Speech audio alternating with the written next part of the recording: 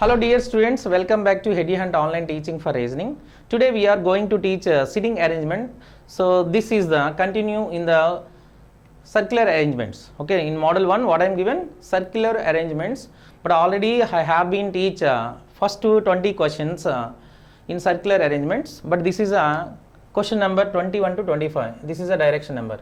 Okay, so let us go to direction number 21 to 25. So what I am given. So answer the question based on the information given below.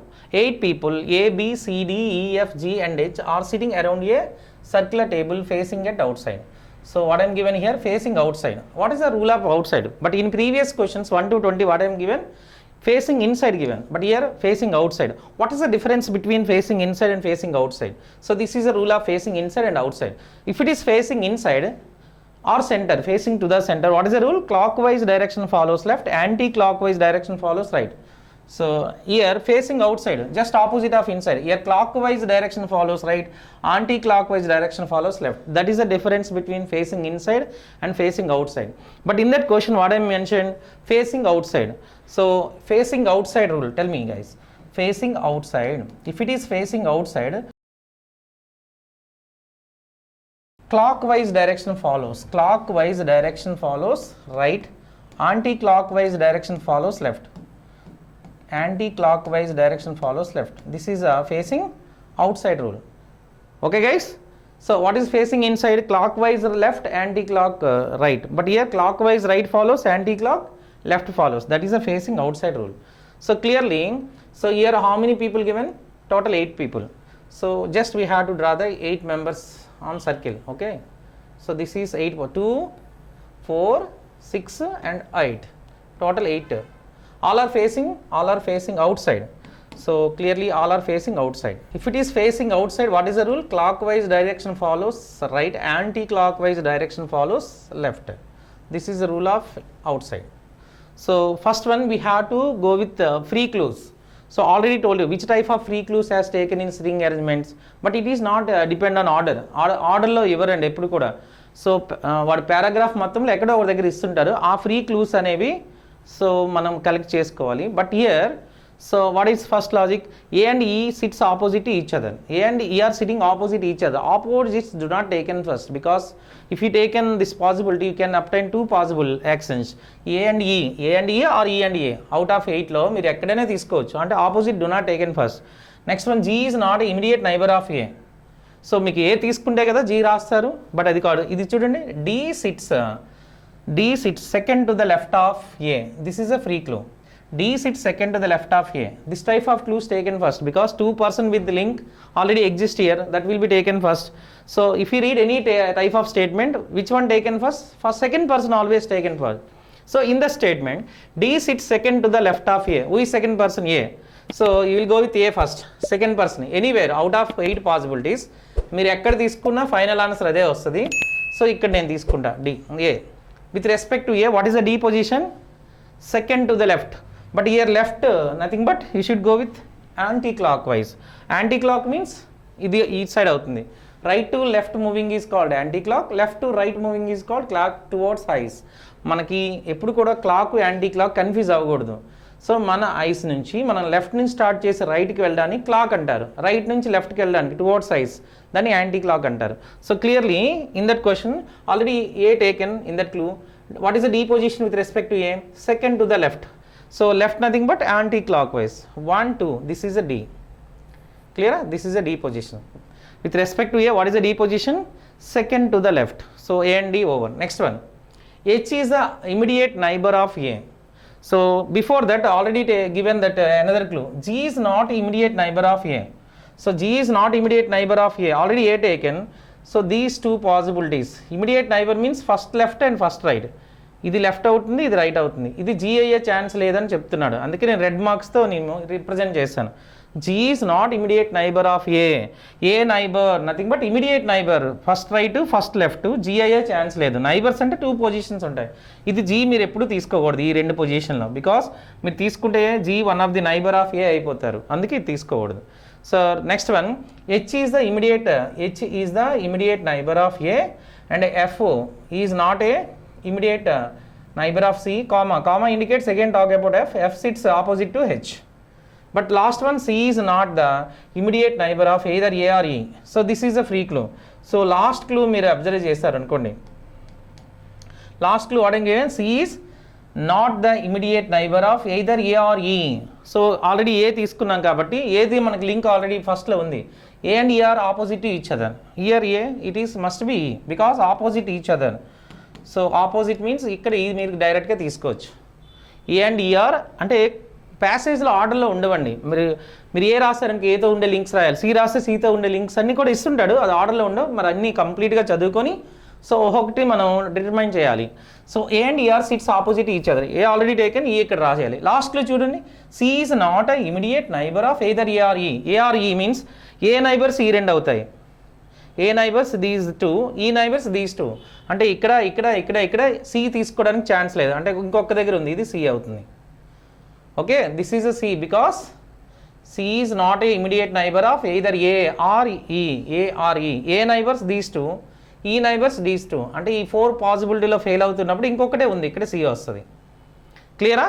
So C తాలూకు information కూడా మనం రాయగలిగాం.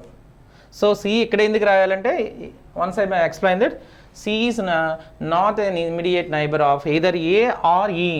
E neighbor these two. A neighbors these two do not possible for C. That's why I am taken rest of the place. ఇది. Next one. So what is the next clue? అన్నీ అయిపోయి కదా, ఇది కూడా అయిపోయింది. ఇవే క్లూస్ ఉన్నాయి. H is the immediate neighbor of A. So H మీరు ఇక్కడ రాయొచ్చు, either రైట్ లెఫ్ట్ సైడ్ కూడా రాయొచ్చు, immediate right and immediate left. But H తీసుకుంటే కంపల్సరీగా మీకు హెచ్కి ఆపోజిట్ ఎఫ్ రావాలి. ఈ స్టేట్మెంట్ అనేది చాలా ఇంపార్టెంట్ స్టేట్మెంట్. చూద్దాం. F is not in immediate neighbour of C. So C పక్కన ఎఫ్ ఉండే ఛాన్స్ లేదు, అంటే ఈ రెండు కూడా ఎఫ్ ఉండే ఛాన్స్ లేదు కాబట్టి ఈ రెండు ఫెయిల్ అయిపోతాయి. ఎఫ్ అనేది ఇక్కడ తీసుకోలే, అక్కడ తీసుకోలేం, అంటే అదర్ పర్సన్. అందుకే నేను రెడ్ మార్క్తో F is not in immediate neighbour of C. Immediate neighbours అంటే immediate right and immediate left. F ఇక్కడ రాదంటే ఇంకెన్ని ఛాన్సులు ఉన్నాయి, ఇక్కడ కానీ ఇక్కడ కానీ. నెక్స్ట్ ఇంకోటి అన్నారు ఏంటది, F is not immediate neighbor of C, comma indicates again talk about first person, comma nothing but and while but comma indicates first person, sits opposite to H. Who sits opposite to H? Again talk about F. చాలా మంది C అనుకుంటారు, C కాదు, comma single comma indicates first person, nothing but F sits opposite to H. ఒకవేళ మీరు చూడండి ఇక్కడ మీరు H తీసుకున్నారు అనుకోండి, అక్కడ F రాయాలి, పాసిబుల్ లేదు. ఇక్కడ H తీసుకుంటే ఇక్కడ F రాయాలి. సో ఇక్కడ రావచ్చు, ఓకేనా? ఎందుకంటే F and H are opposite each other. But H కూడా ఏమన్నారంటే H is the immediate neighbour of A, అంటే ఒక్క పాసిబుల్ వస్తుంది. ఇక్కడ కంపల్సరీ హెచ్ తీసుకోవాలి మీరు, ఎందుకంటే హెచ్ నైబర్ అయ్యే ఛాన్సెస్ రెండే ఉన్నాయి కదా. ఇక్కడ తీసుకుంటే ఇక్కడ ఎఫ్ వస్తారు. F is not immediate neighbour of C. That's why I'm taken this is H position. హెచ్కి ఆపోజిట్లో ఎవరు ఉండాలంటే F. That is a logic. So ఇక్కడ ఎందుకు హెచ్ తీసుకోలేదంటే ఇక్కడ హెచ్ తీసుకుంటే ఇక్కడ కంపల్సరీ ఎఫ్ రాయాలి, but F is not immediate neighbour of C. That is order, ఓకేనా? సో జీ ఇక్కడ రారంటే ఇంకో అదర్ పొజిషన్ ఏముంది, ఇక్కడ జీ వస్తుంది. ఎందుకంటే చూడండి, G not possible for immediate neighbours of A అంటే రిమైనింగ్ పొజిషన్ అదే. సో హూ ఈజ్ అదర్, అందులో ఇంకా బీ ఉన్నారు, బీ ఇక్కడ రాస్తే సరిపోతుంది అంతే. So this is a arrangement. So yellow కలర్స్లు ఉండేవి ఎగ్జాక్ట్ పొజిషన్, రెడ్ మార్క్లు ఉండేవి అది not possible that particular positions, right? But which type of questions are asking? Have a look at question number 1. Who sits third to the left of C? Have a look at question number 21. Who sits third to the left of C? So here C కి third left అడుగుతున్నారు, ఒకసారి చూద్దాం. C ఇక్కడ ఉన్నారు కదండి, left nothing but you should go with anti clock wise direction, anti clock wise. So third left of C అంటే anti clock అంటే ఇలా రావాలి కదా, రైట్. అంటే మనం ఇక్కడ ఉన్నాం అనుకో, రైట్ అనేది ఇలా అవుతుంది. 1 2 3 answer is third to the left of C, anti clock 1 2 3 answer B. Option C is the right answer because third to the left of C, anti-clock. How many people sit between E and B counting clockwise direction from E? So what అడుగుతుందంటే how many people sit between E and B, E కి B కి మధ్యలో ఎంతమంది ఉన్నారు, counting కూడా ఎలా చేయమన్నారంటే clockwise direction from E. ఒకసారి చూద్దాం, clockwise direction from E. So అడుగుతుందంటే ఈకి బీకి నార్మల్గా అయితే ఇద్దరే ఉన్నారు, clockwise direction from E అన్నారు కాబట్టి ఇది క్లాక్ వైజ్ అవుతుంది. యాంటీ క్లాక్ అయితే ఇలా అవుతుంది, అప్పుడు 4 అయిపోద్ది ఆన్సర్. GCHE అవుతారు. So how many people sit between E and B? 2 persons, F and E with respect to E with clockwise. So వాడు అదే అడుగుతున్నాడు, E with clockwise. Option 2, option B is the right answer. 2 is answer. Have a look at question number 23. What is the position of C with respect to B? So what is the position of C with respect to B, second person B నుంచి మీరు చెప్పాలండి, second person important. With respect to B what is the C position. So B దగ్గరికి డైరెక్ట్గా మీరు వెళ్ళిపోవాలి. First B ఇక్కడ ఉన్నారు కదండి B. So B facing outside కాబట్టి this is call clockwise direction follows right. So what is the C position with respect to B, 1 2 3 third to the right, or ఇలా వెళ్తే 1 2 3 4 5 fifth to the left. So third to the right, fifth to the left. వాడు ఏమి ఇచ్చాడు answer చూద్దాం. So third to the right ఇచ్చారు కాబట్టి option A is the required answer. Fifth to the right left ఇచ్చిన రైటే, బట్ ఇక్కడ ఇవ్వలేదు కాబట్టి అది ఫోర్త్ టు ద లెఫ్ట్ ఇచ్చారు అంతే. So what I'm asking what is the C position with respect to B. C position with respect to B, with respect to B what is the C position. So B నుంచి మీరు check చేయాలి. With respect to B this is called clockwise, 1 2 3 third to the right. Here clockwise nothing but clockwise, nothing but right. So right అనేది clockwise follow అవుతుంది. So let's go to question number 24. Who sits between A and D. Direct question అండి. ఏకి డికి మధ్యలో ఎవరు ఉంటే వాడే SIT between అవుతారు, ఏ and D. So ఏకి డికి మధ్యలో ఎవరు ఉన్నారండి, B is required answer. A and D between, A and D between, who sits between A and D, B. Option C is a required answer. Next one. So let's go to question number 25. Who sits opposite to G? So clearly we have to observe in that arrangements. Who sits opposite to G? B. Option C is the right answer. So who sits opposite to G? B is the right answer. This is facing outside concept. So out side ఇచ్చారంటే ఇన్సైడ్కి opposite rules మీరు తీసుకోవాలి. What is facing inside, clock wise direction follows left, anti clock wise direction follows right. What is facing out side, clock wise direction follows right, anti clock wise direction follows left. So that is the difference between them.